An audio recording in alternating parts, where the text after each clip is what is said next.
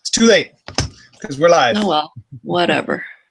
All right, so welcome back to the Northern Nerdcast. My name is Dan Schessel. Today we do have a co-host, but she is not here right now. She'll probably be joining us hopefully sometime soon.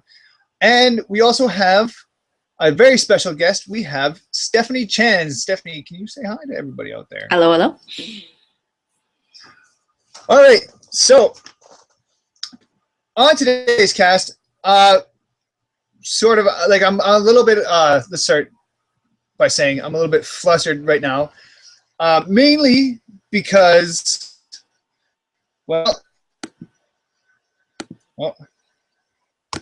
mainly because nothing seems to be working. And apparently this feed is not working for people.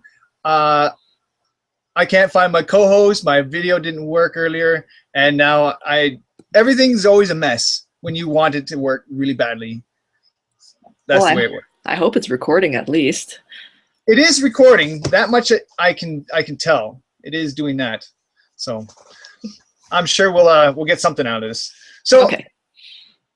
Why don't you introduce yourself? Hang on a second. Actually, I had an introduction for you, and then I totally blew that because I'm so far behind on what I was working on earlier that I am totally messed up right now.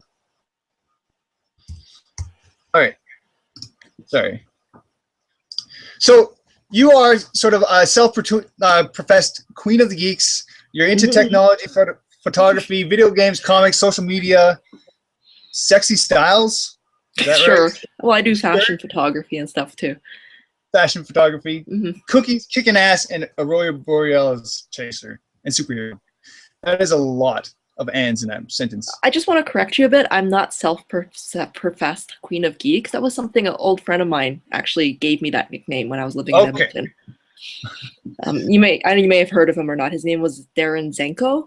Okay, yeah. Yep. Yeah, because he used to do all the video game reviews for various newspaper publications. And yeah, well, R.I.P. though. He passed away of cancer a few years ago. Oh. Yeah. Yes. So a little bit of that was just a tip of the hat to him too. All right. So anyways, the reason why we have you on the show today is because of the Calgary Expo and your time down there. Well, it seemed to be fairly interesting. I'm a little bit surprised almost with the attention in a way, because really I was at I'm the book next to the first bookend where I fall into place, and then the next thing I know, the internet was having a meltdown. So for those of the people out there who may not know what happened, there was what is it? A men's rights activist group? Yeah, they called them. This particular group called themselves the Honey Badger Brigade, I believe. Yes. Yes, and they are a men's rights activist group, and at the convention it composed of 3 women and 1 man in attendance. Yes, and so basically what happened was they came into your guys' panel. 2 of the members showed up at our panel, and actually stood up and self-identified as men's rights activists. They did ask. I'll just put this out there though. They did ask if she can speak, because we were getting into the topic of why what's wrong. Why is feminism like so fearful in comics? Yes. I believe the wording was how was it put? When did feminism become such a dirty word? Right, and then she stood up and, well, she asked permission to speak, and I like to keep it a relatively open forum. Everyone can put some input in, and she identified herself as a men's rights activist. I can't remember, not for sure there or not, that they also identified themselves as Gamergate supporters. But, no, I don't believe so. But definitely at their booth, they were clearly Gamergate supporters with the banners that they had. Yeah. And So unless you had been already at the booth, you wouldn't have known already. yeah, and I honestly can't remember for sure off the top of my head. This was a week ago, so goodness, I'm old. I'm not a young thing anymore. I don't remember these details. But yeah, so we got into a little bit of a discussion. They had their points of view, and we had our own rebuttals. And the conversation wasn't so bad, but it was kind of stuck on it. And I think the moment that this is my point of view as the moderator, when the young lady wanted to start bringing up romance, the sexism against men in romance novels, that's when I said, okay, we're getting too far off topic. I stopped the conversation there. This isn't a comic con. We're here to talk about comics. The topic, I can't remember what I said exactly, but basically it's not the romance novel convention. No big deal. We moved on. There was a different gentleman who was not a part of their group at all. And What the? basically, he was trying to get into Peter Dinklage and Game of Thrones.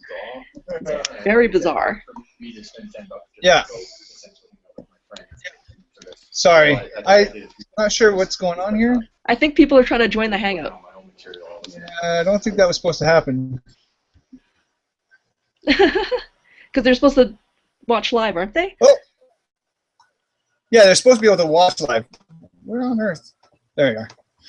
Yeah, they're supposed to be able to watch live. They're not supposed to be able to get in here. I don't know how that's... Oh, maybe I gave the wrong link. Is there a better link? Oh, no, that should have been... I have no idea. I'm sorry, whoever we kicked out of that conversation. But, sorry. Like I said, normally things that you really want to go well, they really seem to work against us for some reason. I don't know what it is. So I apologize. Anyways, you were saying where was I? Something. Oh, basically, my job as the moderator. I want to keep things on topic. There was another person there who was not a part of their group. He really wanted to talk about Game of Thrones and Peter Dinklage, Yes. And I also had to cut him off too. Is basically the point I'm getting at.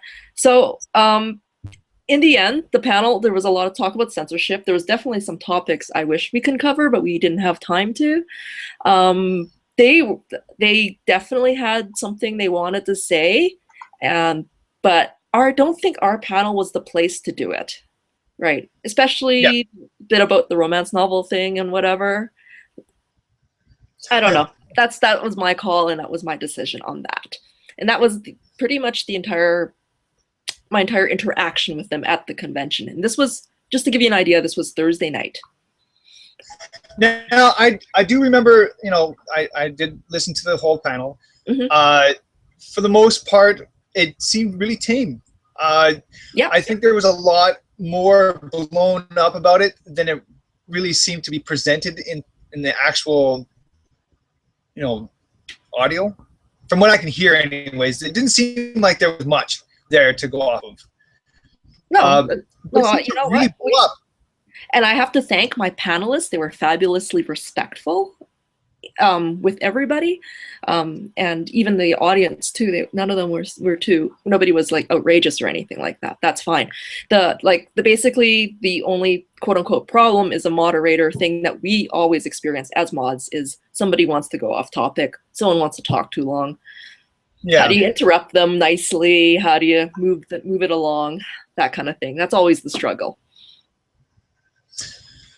Yeah, no, that's definitely for sure. That's one of the trickier things that you have to deal with. I know on their point of view that they seem to really have that feeling that they just really got cut off. But really, it did seem like they were getting off a little bit off topic, right? No, that's what I felt, and I didn't actually cut them off up until the point of the romance novels, which I honestly do not know a darn thing about that entire industry at all. That's my personal. Well, because we're talking about comics, right? Well, that's just it, right? I really wanted to talk about comics at this thing. I didn't want to talk about whatever Harlequin thing Fabio is in the cover of or whatever. That's just not my shtick. Simple as that. Yeah. All right. So you had tweeted out, or like, you know, a little bit later on that. Well, here, let's set this up a little bit better. Yeah, maybe we should Later on, chronological. Yeah. So later on, after the panel was all done and said, the next day, here's my co-host. The next day, there was the ejection of the honey badgers from the convention.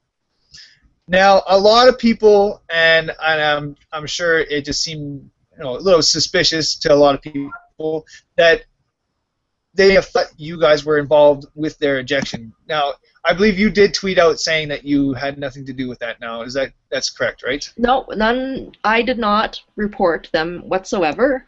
I did not expect that to happen when it did. I did not know the full story at the time. In fact, it was Friday morning when all went down that they were getting the boot, and I'm following on Twitter, and I don't know, it was kind of funny because I happened to be in a law class at the time when we're talking about behavior online, privacy, harassment, how things online can be used in the courts, and we have to be careful what you say, and then my Twitter was exploding at the time with all these crazy messages. It was it was like, hey, I have some examples here. So the question is, like, was this something before the panel? Was there comments made before the lead up to your guys' panel on Twitter or I wherever cannot else? speculate exactly what happened from the Calgary Expo's point of view, what led to their decision to remove the honey badgers from the con. The best I can tell you is that there was definite unhappiness with their presence there, showing up on social media, as well as, I believe, was it the Metro that had it first, or which paper? I can't remember. One of the news sites had a big thing saying that Gamergate has a booth or whatever at the expo. I can't remember off the top of my head. One of the papers with a green logo had it. Yeah, I think. Well, I know it was in Toronto. They actually. Oh, you know what? Mary's joining. No, let her join. She was on my panel. Okay. Well, hello, Mary. Mary, hi. Is she there? Oh. Hey. I think she's working her way in. We have a new person here. Mary, can you introduce yourself? Or she can't hear us at all. Oh no, can you hear us? Actually, you know what? Chelsea, because you're here now. Yeah? You can introduce yourself to the people who are out there watching this right now. Okay, hey gang, it's Chelsea, a regular co-host here. I'm very excited to be joining our special podcast this evening.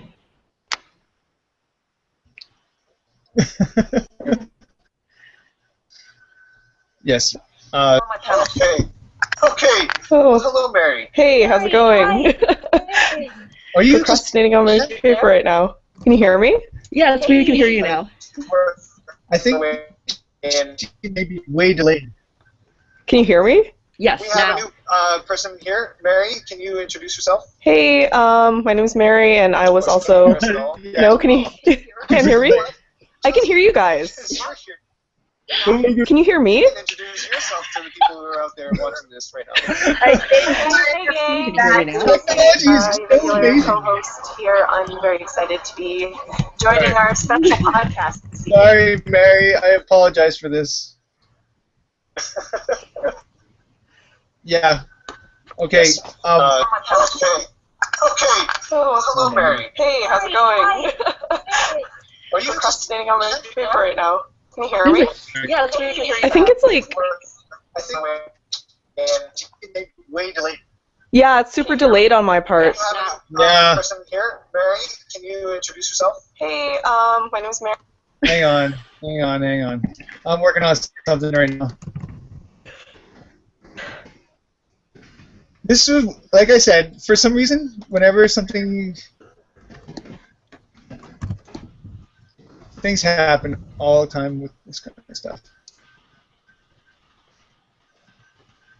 Yes. Oh my goodness. All right, sorry. Again, I want to apologize to everybody out there for this bit of craziness. And there's my lower third. Everything seems to be working against us for some reason today. I don't know what it is in the stars, but it is not working. But anyways, let's continue on. Okay. Stephanie. Let's see. I don't even know where I left off, to be honest. Oh, it was Friday morning. No idea what oh, sorry. We were talking about the ejection from the con. Well, Right. and that you mentioned that one of the papers had ran a headline in the Friday morning. Yeah, something along the lines of Gamergate had a booth or was allowed a booth at Calgary Expo, right? And then people, of course, went up in arms about that at that point online.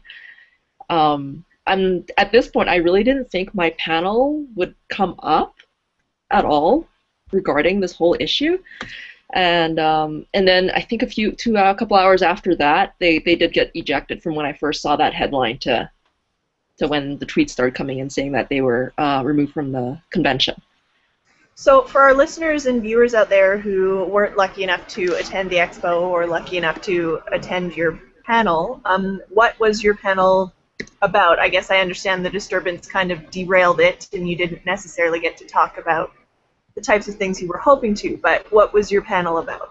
I call it Women into Comics. It's a panel I've done a few times at a few different cons, and basically I gather 4 women somehow involved in the industry, whether they're a reporter or a retailer, cosplayer, just a fan in general, creators, the whole works, right? I like to mix it up, and we just talk about things that we like. The original idea of this panel, actually, the seed was planted plenty of years ago, and that was when I used to work at a comic book retail store.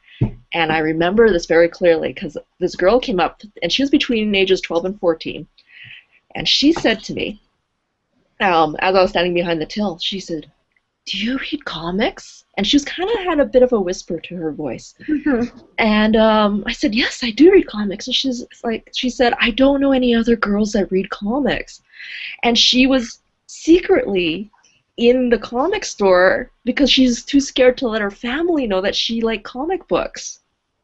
And this really struck a chord with me that and here's my personal background, and I call it the utopia, is when I grew up, I loved comic books. My older sister, was totally into comics. She still is, actually. She's in charge of Sequential Tart. Not in charge. She's one of the editors of Sequential Tart. And my mom was totally into comics, right? She has like Batman and action and detective comics from back in the day. Awesome. Yeah, so it's been, and we have 3 brothers, and they're not as much into comics as the girls were. So in my little world, comics for girls was so normal. There was nothing unusual, and the comic shop we used to shop at when I was little, it didn't seem weird. I don't know. They treated us like normal. It was nothing unusual. We never experienced the smelly comic book guy and stuff like that at this store. I think either the owner or someone who was heavily involved in the store, he was a sunshine boy at one point. So, just to give you an idea. So not your stereotypical what you would imagine a comic store would be like. And then top it off, in school I was the only kid who was super into comic books. The other kids kind of looked at me as like the cool kid because I had all the comics and I had all the video games, and then they'd come over and borrow them or whatever, and I got a bunch of them into it, like male and female. So this was my reality for the longest time. I never experienced all these other things that a lot of girls seem to have gone through. And so when I talked to this girl at this comic store that I was working in at the time, it just struck such a chord with me that I felt like I needed to do something. And that's where these talks started happening, just to show people that, no, there's a variety of women that love comic books for whatever different reason. And that's basically the basis of this panel.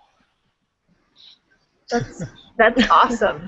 Yeah. So you've shared a little bit of your background with us. You mentioned that the panel was 4 people, and Mary joined us briefly. Can you talk a bit about who else was on the panel with you, their backgrounds? Let's see. Yeah, Mary. Unfortunately, she was having too much technical problems. She's was my panel cosplayer. I met her at the last Edmonton Expo in the fall, and she's dressed as Ms. Marvel. It is so good. It's Awesome. so good. She is so good at it, and she's just totally like, yeah, I'm a girl. I love comics, and all this kind of stuff. She's like great, and we just became fast friends after that. And Brittany LeBlanc, she's actually a reporter for the Edmonton Journal, and she runs the Geek Girl Dinners in Edmonton. Again, like another geek circle kind of thing, and she's very, very much inclusive about having like women and getting out there and and enjoying what we love. And my other panelist is Kara. She works at Red Skull Comics, and just such a forward-thinking woman that like, and she knows she's heavy in the retail end. Like if you need recommendations or say, hey, I'm into this, what's a good comic for me, and then she just pulls it out of I don't know where. She has like the catalog in her head. I think the whole Diamond catalog is like filed in her head, and she's done this panel a couple of times with me, and she has so many bright ideas, and she runs a Geek Girl Night at Red Skull, and that was my panelist for this particular show anyway. Very cool. So, what is one of the main things that you believe that are sort of facing girls and comics nowadays? One of them is the lack of understanding that not all women like the same comic.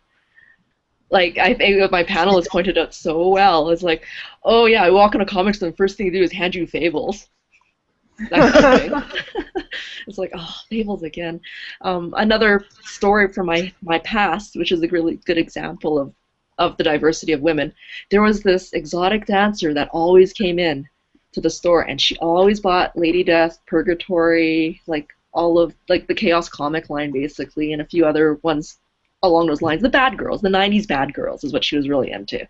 And for her, seeing these women in these little bikinis with their giant swords was the most empowering, wonderful thing, right? And she loved the comics, and she was like a very strong, woman, very, very confident, and I really respected her a lot. And even myself, I faced the thing where people just assume that, you're a woman into comics, you must be totally against like too much skin showing, you must be against this type of thing, you must be against that type of thing, and that's not the case for me. I believe there's a time and place for certain material. That's my personal position. We don't need to throw it in our face in every comic, but at the same time, we do not need to retract it from all comics either. Like there should be something for everyone. So go ahead. So right now, what are some of your favorite comics that you do read at the moment? Anything by Chip Zdarsky, to be honest. Like, let's see, Sex Criminal. Sex Criminals is awesome. It is so freaking funny. It is. My wife that's I think her #1 favorite comic that she reads. Right now, I have a hard time getting her to read a lot of them, but every so often I can get her to read one, and that's definitely one of them. I'm really curious what he's going to do with Howard the Duck, to be honest. It's been pretty good so far. So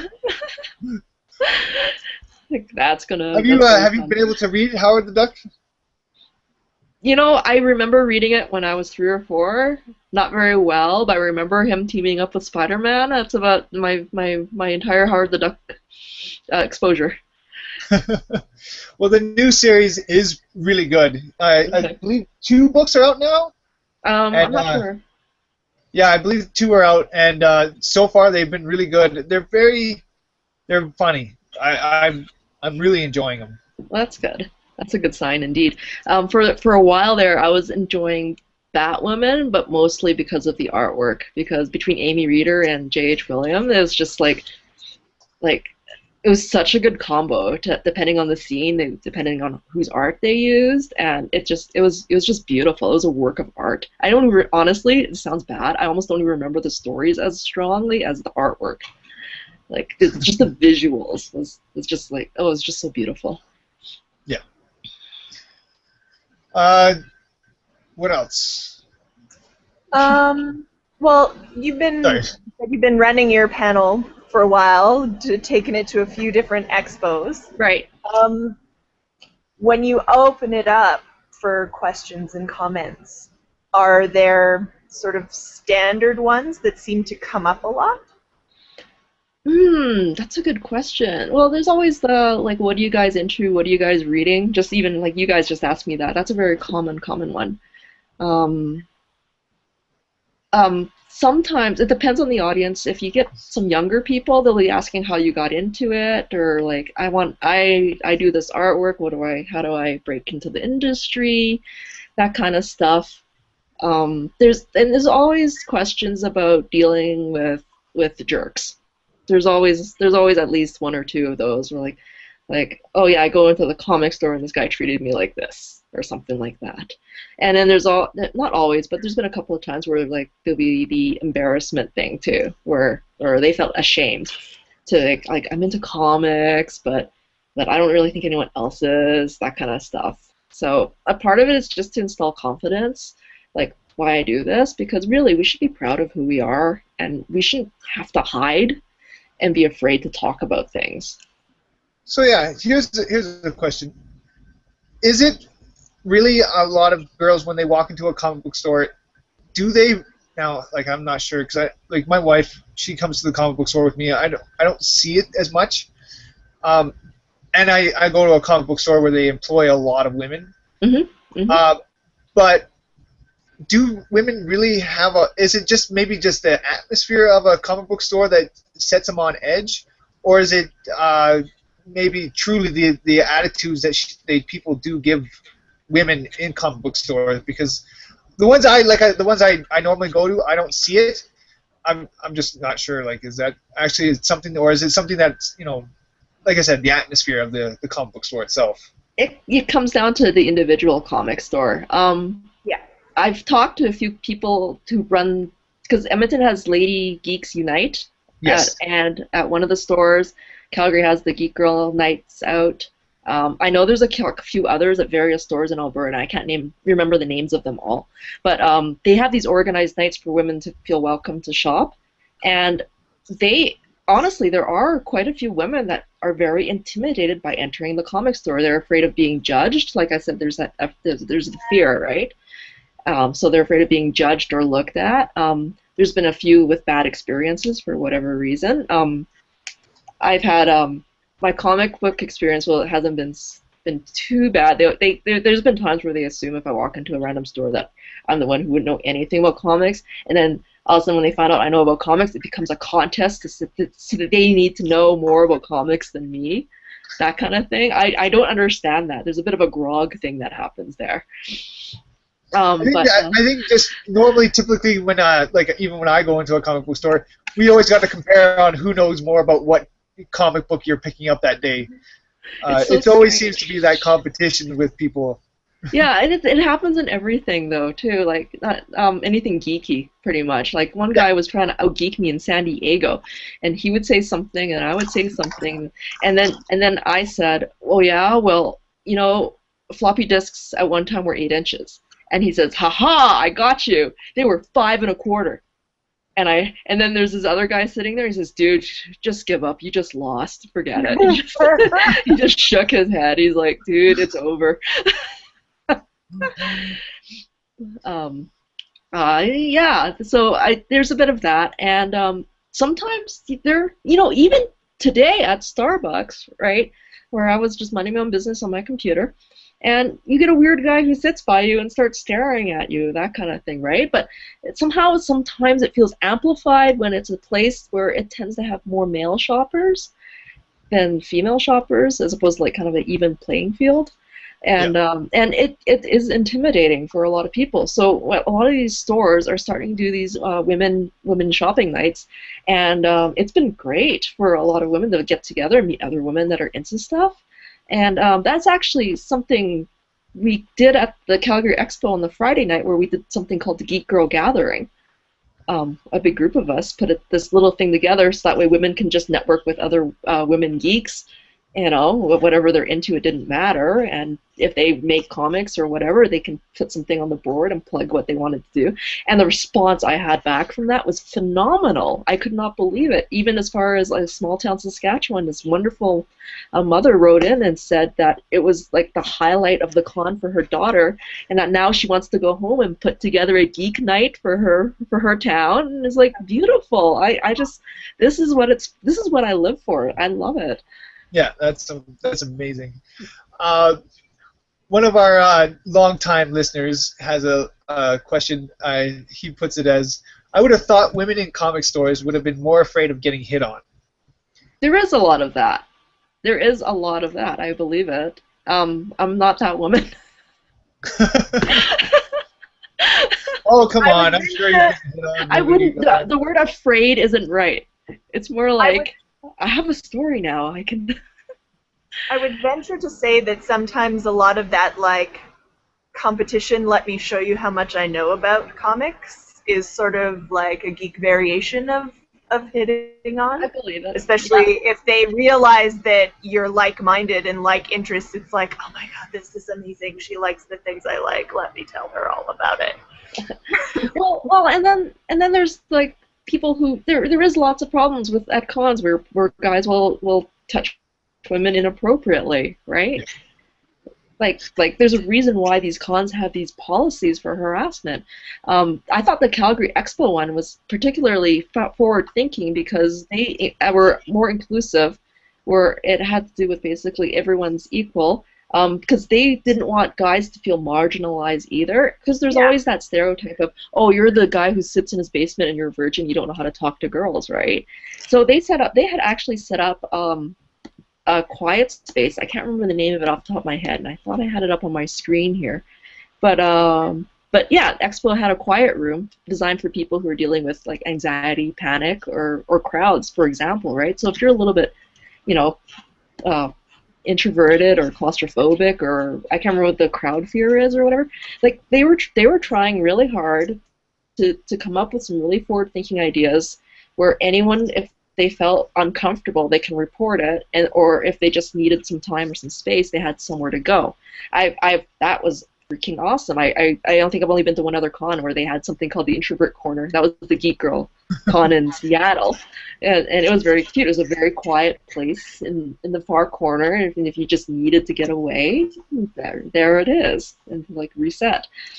I'm an extrovert, so I'm like, I don't go near that place at all. But your person who's asking the question is right. There is a lot of people who just, they don't want to get hit on. They don't want to deal with that stuff, right? And I'm not, when I said that I'm not that girl, I don't mean like, yes, go ahead and hit on me, just to clarify. But you'll break the waters regardless. Instead, I do screen grabs and then repost the stupid stuff. Sorry. It's okay. So anyways, these conventions, they're oh man, I don't even know where I was gonna go with that one. I totally lost my whole train of thought. Yeah. So at the conventions, there's a lot of girls that are cosplaying, and yes, Calgary had that whole cosplay is not consent thing, and it did seem to do very well for a lot of people. Mm-hmm.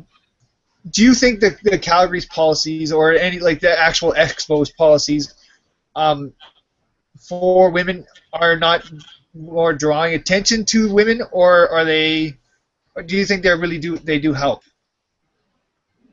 The interesting thing with what the Expo does with their signage is they even give you they even tell you how you can report if you feel uncomfortable. And it actually, you feel a little bit empowered when you read it, and you have the instructions now.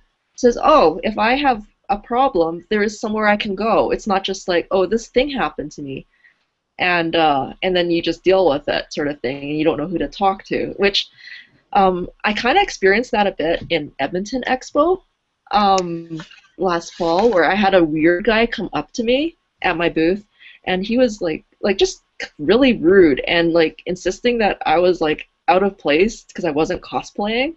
I honestly don't cosplay at cons because I don't usually have time, and if I do, it's going to be like one of those ones that like I go all out or nothing at all, basically. So you trust me, I'll go all out one of these times.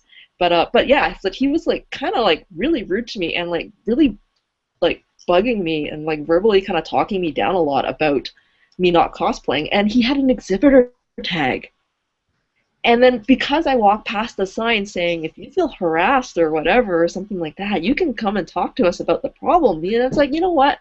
If this guy's exhibiting, I don't want him to be regularly doing this at the cons. Yeah. Right? Does he go up to everyone and do this then? So I actually reported him.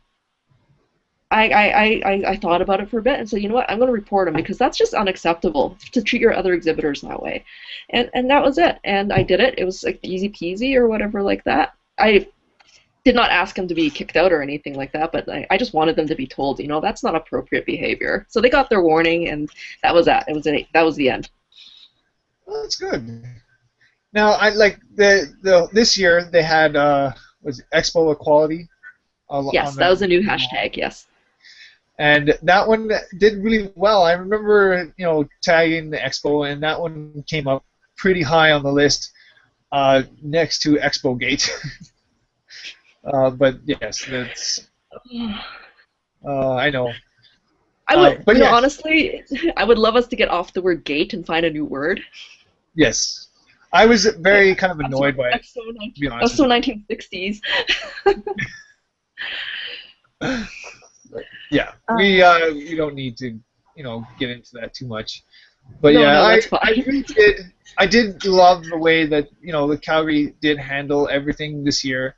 I think it was the proper way of doing it, and I really believe that, you know, harassment in any situation, for them to just deal with it is a really good thing, because you want to go to one of these things, you want to have fun, you don't want to feel pressured, you don't want to have, you know, bullies at these things, because really there's lots of kids, there's lots of people around.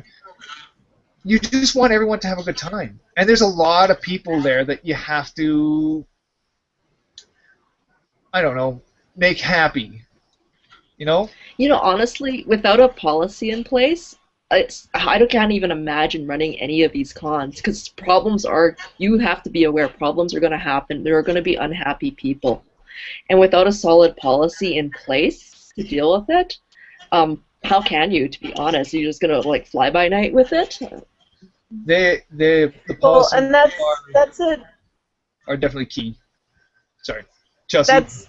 Dan, that's something you and I talked about the other evening before we went on air for our other podcast on Monday night, that as unfortunate as the disruption to the panel was, at the end of the day it becomes a moot point after the fact.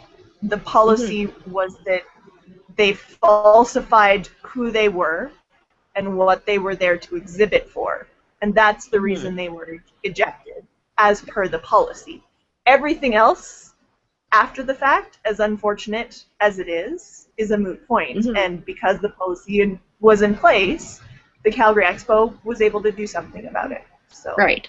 And just to be clear, so there's no confusion, that policy that was broken, that you were talking about, that's part of what you agree to when you sign up as an exhibitor. When you sign up, you've read it. There was no.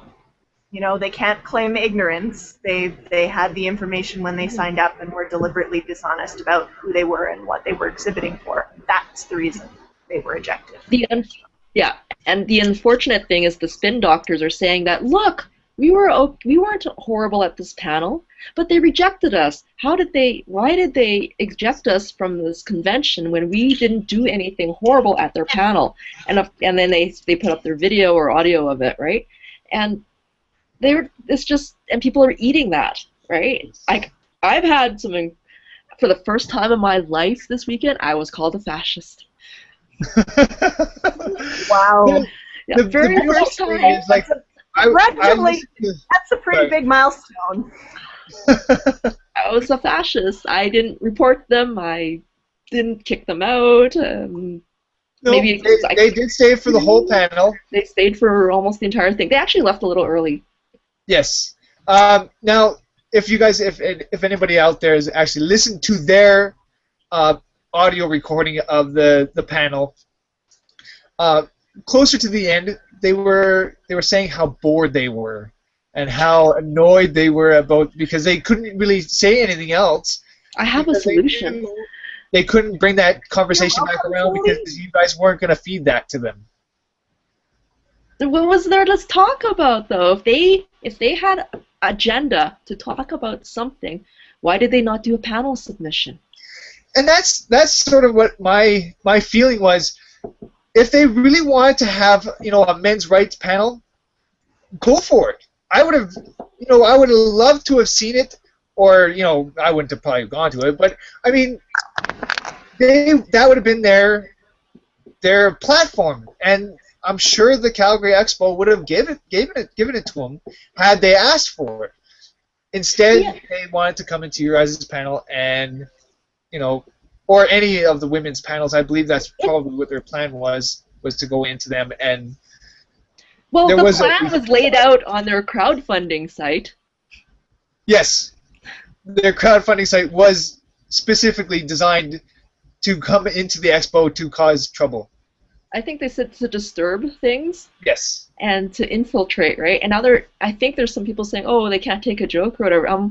Do you joke about having a bomb in the airport? What happens? Yes, I believe from what I've heard, now this is from a third party, they are claiming that their crowdfunding site and all the wording that they have is satirical. So it's saying you have a bomb in your suitcase. Yeah. I'm sorry. I've read the website, and it does not sound satirical in any way, shape, or form. Well, and if it were satirical, if it were meant to be a joke, what was written, then it wouldn't have been something that they followed through on. But it was written down as this is going to be our course of action, and then, oh my goodness, that turned out to be your course of action. It was a statement of fact of what actions followed. So it's hard to take it as a joke or satire when it clearly depicts the events that followed. And let's pretend for a minute that we're con officials, and we go to work Friday morning. We're going to do the con thing, and there's this newspaper headline saying that a Gamergate booth was approved, right? And they're like, whoa, whoa, whoa, we don't remember approving a Gamergate booth. And then they go and research the booth involved, and then in the history of their research finds this crowdfunding site saying that they're going to come and disturb the con. What kind of action would you take? That kind of thing. They didn't. It wasn't well thought out. Let's just put it that way. Yeah. And like I said, I don't think they would have probably gotten kicked out had they not lied about who they were. I think they would have been fine if they would have just either A, came to the convention on their own, or B, just came to the convention and were pretty upfront and either had a panel of their own or went through the proper channels to do what they wanted to do. More than anything, I think it's just a series of unfortunate decisions. Yes. In the end, that's what kind of sunk it all. Now, I believe this has gotten the attention of Adam Baldwin, even. Yeah, well. I believe his words are, this is a politicalization of the convention circuit. And it really doesn't have, really any kind of a place in the conventions. Because, again, conventions are for fun. We're supposed to be there to enjoy ourselves. Now, what are your your sort of thoughts on this as well. Do you think politics really belong in a convention like this? Is this really politics, though? You know what I mean? Like, No. that's just it, right? um, and if we're talking really seriously politics, who was the one who started to bring up like other topics in other people's panels? I don't know. We're talking about things that we love, and we always, every time we talk about things we love, we talk about things that we don't love about it. It's just the natural human course, right? So even though we can talk about, like, think about your biggest comic fan, like freaking loves Superman, let's say, and then watch Man of Steel, and they're like, this is the worst movie ever, right? Like, oh, it's so unfaithful to the source material, like we do that. We just do that. It's just our human nature to complain about the things that we love. I don't think it has to do with politics at all in this case, you know? I would agree with you, Stephanie. I think when talking about gender experiences in the environment of comics and nerddom in general, I think cons are, the point of cons, yes, is absolutely to have fun, but when you start engaging with other nerds of all genders, all walks of life, these discussions will inherently come up when discussing our own personal experiences. And I think having deeper discussions and posing questions that will make people stop and think about their sort of standard course of action or their standard reaction to things isn't political at all. I think it's human nature and human interaction. And Yeah, I think and you can still have a fun con while challenging people to think about their general modus operandi. exactly, right? I mean, and every time I leave a con, it always opens my eyes to something else that I didn't realize before. It's just when you're mixing with that many other different people, you're just going to be exposed to that many more different opinions, and anything from, oh, I didn't realize I might like this comic, to, oh, I didn't realize that was an issue for somebody. It's part of, yeah, like you said, it's human interaction. For sure. Now, I want to make mention to anybody who's watching this live. You guys, there is a We're talking to you, Aaron. Yes, there's a Q&A section in the Hangout. Feel free to ask any questions you guys feel like.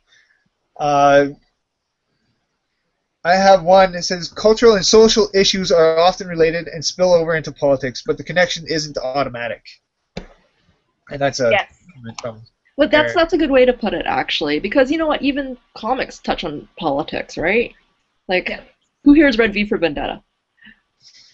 Yes. Yes. Right? Like, that's a good example. But I think it's just like I said, it's a natural part of the conversation. I don't know what type of convention Adam Baldwin ever goes to be honest. I'd be curious. What they don't discuss, I don't know. I can't imagine a con without some sort of like discussion or debate of any kind, whether or not is who's hotter to, you know, like, to, well, if this character is like religious and this character is not, and how will they interact and things like that, you know? We're there to talk about what we love, good and bad. And I think that's definitely key to these conventions. I really appreciate, you guys. I really appreciate what you guys have done. I think that a lot of attention should be brought to some of these women, and they should know that it's okay to love these things or to like these things that they may feel that they shouldn't like or may be hesitant to like, such as comics, right? Right. I know some girls are like, no, there's no way you can get me to read a comic book. They're for boys, right? But they're not. They're not necessarily for boys. They're not necessarily for girls. there for everybody. And there's so many different kinds of comics out there nowadays that they really do appeal to a wider audience than, even when I was a kid, especially during the 90s, man. Oh, it was so bad in the 90s. It appealed to everyone who loved holographic embossed covers. That's right. If you were a collector and you wanted to get, something holographic, that was the time to get it. Oh, Glow in the Dark. I was a little bit of a sucker for Glow in the Dark. I admit that. I have a few Glow in the Darks. I just love the holograms on the front. Oh, the Spider-Mans and the Venom. I believe there was a whole set of Spider-Man with the holograph fronts. I got all those. I love them. I was such a sucker for them. And they got like thousands of those printed out. They were never such a collectible as you might think. What? To backtrack a bit, Aaron posted an interesting comment sort of related to Stephanie. You asked about you weren't sure what type of cons Adam Baldwin was attending. There's an answer. Yes, Aaron posted a tidbit that Adam writes for a conservative website. So what his background in nerd and geek culture happens to be, other than being... Well, he was on Firefly. He was a conservative blogger. On a lot of TV shows. Yes, but as a member of the media. Yes. Being a conservative blogger. Apparently, when he announced that he was attending a con in Australia, several other attendees organized a boycott. Oh, okay. So there's a history of him attending cons and other people taking issues with his particular views. Well, here's the thing. Is it because he's a conservative blogger, or is it because of his behavior on Twitter? That would be the question, right?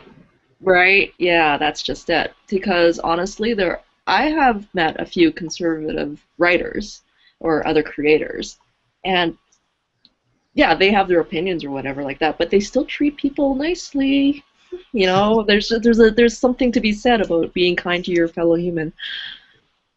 Yeah, I remember, I think it was a few years ago that Adam came to, I think it was Calgary, and he was tweeting, and I'm like, how is he tweeting when he's like, it was like 2 o'clock in the morning, and I'm like, why are you tweeting at 2 o'clock in the morning while you're at the convention? Like, it's just, this man he just tweets all the time, and he seems to be very incoherent, and he just tweets everything.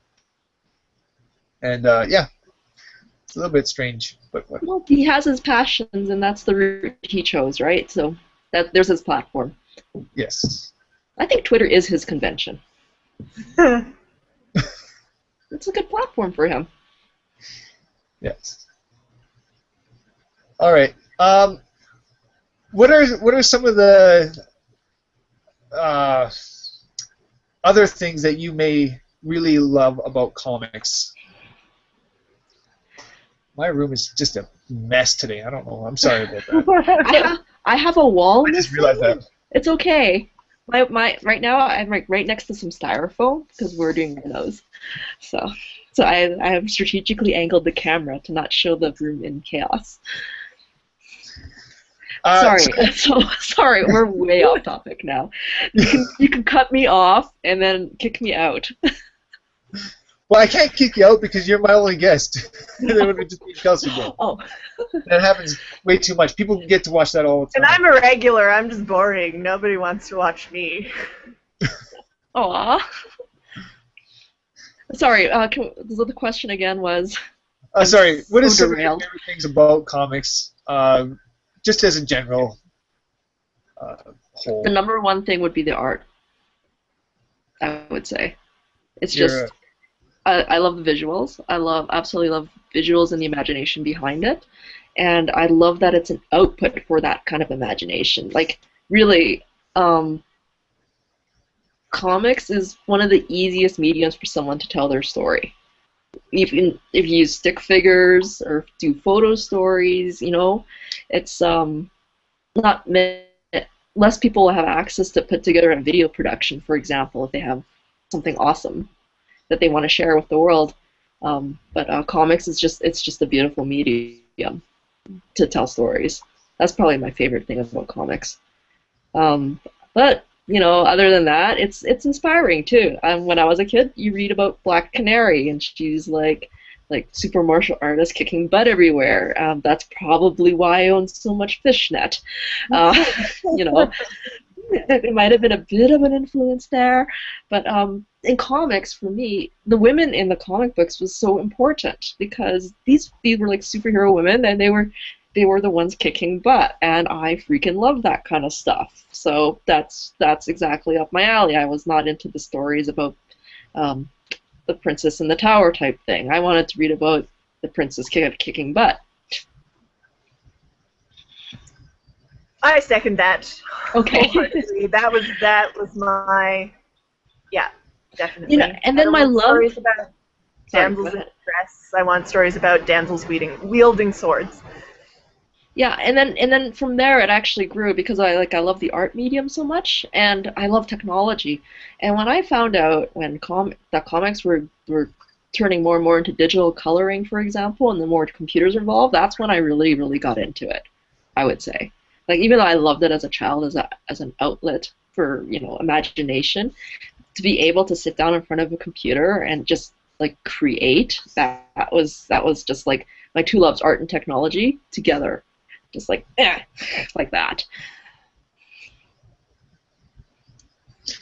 Sorry. Okay, so I get distracted very easily. Shiny things. I know, shiny. So tell me a little bit more about yourself. What are some of the things that you are working on right now at this moment? That kind of stuff. What am I working on at this moment? Well, I'm involved with some software company that's developing a mass communication systems for K-12 schools. I am also, that's a really cool one to be working on. I'm also, I can't talk about some stuff. We'll just forget. Forget. Jedi mind trick. Let's see. I'm actually developing. I'm developing some. One of my new talks I really want to develop is something geared towards probably tweens, and it's about the realities of getting online. Because when they're probably honestly, when they're starting at age 9 and they're really getting on the mobile devices and everything like that, and start making their Minecraft things, now they're actually starting to interact with people online. Learning how to be street smart or online smart, I guess. That's something I really want to start working on, is something to help, a fun way for them to help learn about the realities of being online, and that's part of the reason why the course I took that I mentioned before with about Canadian law fits into all of this. I think it's really important, and honestly, a lot of adults don't really realize how much stuff we give up when we get online, and are we really that willing to give up that much information and ways and how to deal with things when they happen? That's something that's kind of not really taken care of in so much things. And as a side note, I would love to see sex education be updated to start dealing with issues online too. Yes. I think it should talk about things like sexting and Skyping and the whole works. That stuff. We have a problem of not updating as fast as technology updates us. Our education seems to be lacking in a few areas on those levels. Mm-hmm. I do have a quote or something. Okay. I don't know how to say this. Anyways, Mary, your friend Mary here, she's tweeted at me. She says, "Pulp culture is a reflection of us. Critical thought is an important part of when examining what we are being fed in the media." And I think that was a while back, but just some thoughts on that, right? pop culture is a reflection of who we are. Yes and no. There's pop culture is a reflection of who we are, but pop culture is also a reflection of what we're marketed. I really think Well, that you don't too. think we are Avengers? Well, when I see all the Black Canary merchandise that would go out with the Avengers, then maybe I'll buy into it more. Hint, hint, Disney. Shaking my head. Shaking my head. See, these are the kinds of things is we... it not? Huh? Black Black Canary. Widow? Black Widow. Black Widow, sorry. Did I say canary? Okay, my apologies. It is late, and I will use that excuse. But seriously, where is all the Black Widow merchandise when we don't see it? I know. Oh, Sideshow Toys has one. That's where it is. They have an amazing toy. I don't know how to. Is it a statue? It's an action figure. It's made by Hot Toys in Hong Kong is where it originated. And Sideshow distributes them, I think, in North America. I'm not sure if they do Europe as well. But the Hot Toys action figures are like, 20 billion points of articulation. They're 12 inches tall, and they're mega sculpted, detailed. Yeah, they're quite amazing looking. Wow. They do a very good job. So anyways. But yeah, I think to a point, in one hand, pop culture kind of reflects what people are asking for and way society is going, right? Like, and I think there's a lot of politics involved in that too. Like, for example, like, what we have a gay Iceman now, right? So, yeah. Like, that's a really good example. Is that a spoiler? Did I just spoil that? No. Just checking. I wasn't spoil that for spoiler alert for people out there. That's how we run spoiler alerts on the show. We say anyway, it, and we spoil alert. So, like, again, like, pop culture does reflect things that are topical in our daily lives, but at the same time, I think pop culture also markets to us what should be in our daily lives. So I think it's a two-way street. Yeah, I think a lot of comics, and I think a lot of our media that we are consuming nowadays has been changing. We're getting a lot more, I don't know, progressive. We are seeing a lot more gay characters in our media. We're seeing a lot more, strong female leads in stuff. Like I believe Thor. Yes, Thor would be one. Yes. Star Wars. The comic books say they have Princess Leia, who is kicking butt. Just so many different things where we're getting a really good, strong female lead, and it's nice. It's a refreshing change of pace from what we're sort of used to, and you can always see it going up from here, which is always a good thing. Yeah, sometimes I feel like it climbs a bit, and then it kind of plateaus for a bit, and then it falls a bit, and then it climbs again. So it's like, it kind of goes, but it's on a steady incline still. You know what I mean? Because one comic I really liked for a long time was Birds of Prey. Yes, that was it was a few years ago now though, and I thought that one was really a really good showing of strong women that were also, still like they still had this powerful friendship, and it was so well put together for the longest time.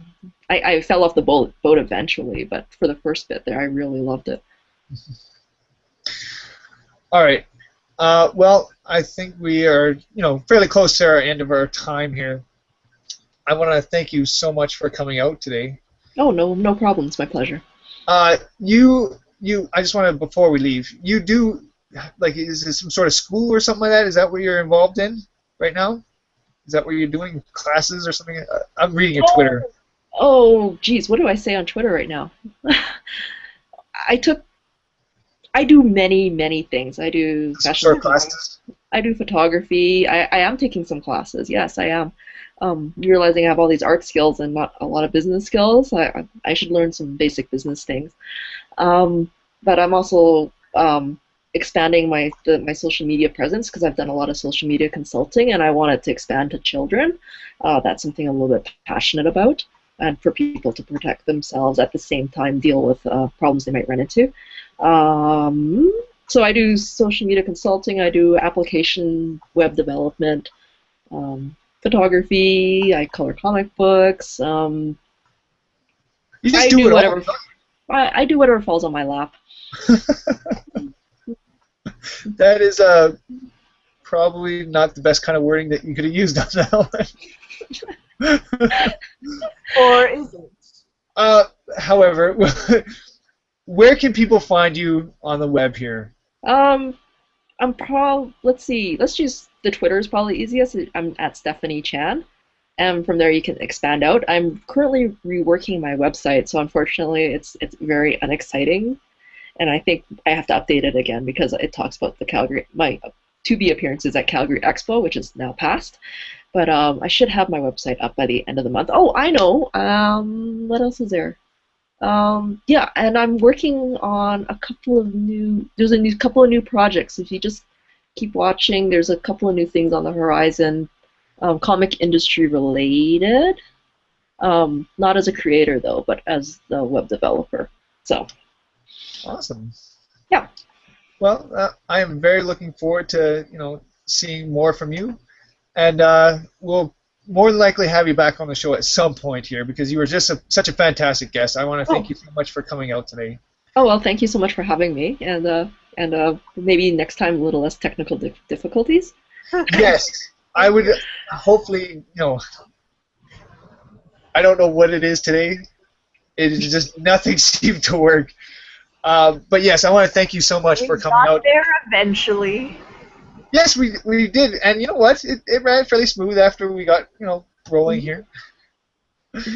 But yes, I want to thank you again for coming out. For all you guys that are watching this show, I want to thank you guys for watching. You guys can find the Northern Nerd Network all over the web. You find us on Twitter and Facebook, YouTube. Obviously, that's our main location. So yes, come find us. We're all over the place. Instagram account. So what? Oh yes, and my wife just opened up the new Instagram account, so you guys can find us on Instagram now. I don't know anything about Instagram because that's not my forte, but my wife is going to be doing all the Instagramming, so check us out there as well. All right, so that's it. That's all for this edition of the Nerdcast. I want to thank everybody out there for watching, and I'll see you guys on the next one. Bye. Oh, Take care. Not very close.